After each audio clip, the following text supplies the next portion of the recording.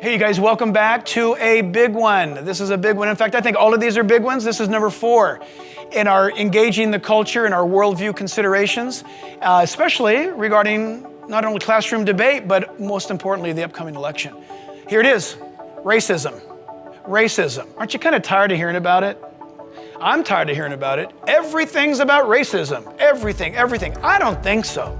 I think there's a certain people group that have access to a microphone, and I'm not talking about a people group that is of any color. I think it's being really put together by people of all kinds of colors that have an agenda to push, so they make everything a race issue.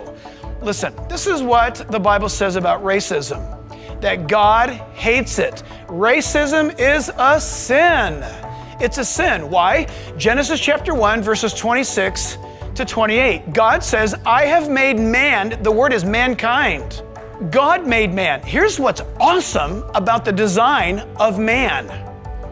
We have in the world certain geographical, certain variations that God has put within the human body. This is so cool. It's not evolution, team, so just calm down. Not evolution, it's variation within the species. It's true in animal life and it's true in human life. What do I mean by that? For example, those who reside in certain, North, Central to North African regions, those who live in areas of certain Arctic areas, such as the Eskimo region of the far north. You look at those who live in areas that we would say today of climates of Asia, for example. So what are you talking about? Or Northern Europeans, what's that? Have you noticed where all these various locations at, there are certain pigmentations of skin? I want you to follow this. Certain pigmentations of skin. Did you know that there's certain size of lips based upon what continent your DNA has been brought up from? Isn't that interesting? What about eyes? There's certain variation within the human design where your eyes will be shaped a certain way based upon diet and weather conditions after generation after generation after generation. This is variation within the species designed by God. All of them apply to the cultures of their origin, by the way, and the regions of their origin. It's fascinating.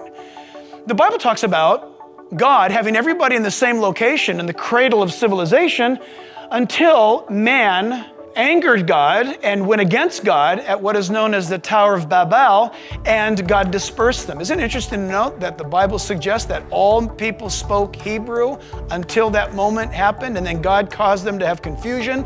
They didn't understand each other. They fled to all the four corners of the earth, and in that exodus from the cradle of civilization came their physical variation within the species. But when you peel back, so to speak, a person's skin and look under the hood, and you look at their hematology footprint, we're the same people. The difference between a white person and a very dark black person is so extremely rare scientifically. Racism comes from the wickedness of the human heart. Listen. If you want to dial down on this racism junk, it never ends. Are you an African American? Why does it have to be hyphenated? Well, then I'm a Portuguese American. You're a what? You're a this, you're that. Who cares? Listen, when Jesus rules and reigns in my heart, I don't even see your color. In fact, I would rather celebrate your color.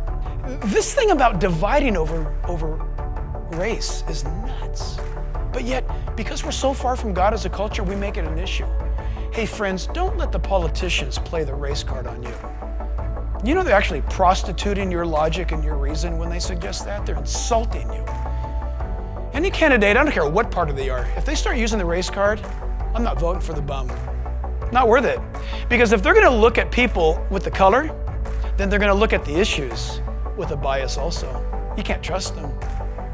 No, you need to look at somebody who doesn't care, and their voting record proves that they don't care about what color you are or what origin your family may have been from. Just remember this, Jesus was a Jew. Jesus was a Jew, the most hated people group in human history, the Jews. Isn't it interesting that God chose to come to earth as a Jew? Why didn't he come as a Canadian? How come he didn't come as an American? Why didn't he come as something else? Why didn't he come as an Asian? Isn't it wild that the God of all heaven, who could have come in any color he wanted to, came as a Jew?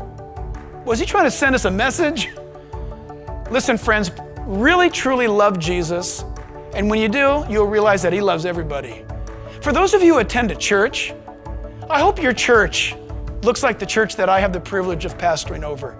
Every service, I get to stand in front of thousands of people, and you should see them. They look like a quilt, a beautifully woven quilt of exactly what heaven's going to look like. There are white people, there are black people, there are yellow people, there are red people, there are whatever color people you can imagine, and every mix in between. It is awesome. It's exactly how heaven's going to be. God created you in his image, and you need to celebrate that truth. We need to vote and heal America from this terrible scourge, because racism needs to be removed, and it's got to start in our heart first. Listen, this is installment number 4. We'll be back soon with number 5 in our Worldview Engaging the Culture episodes.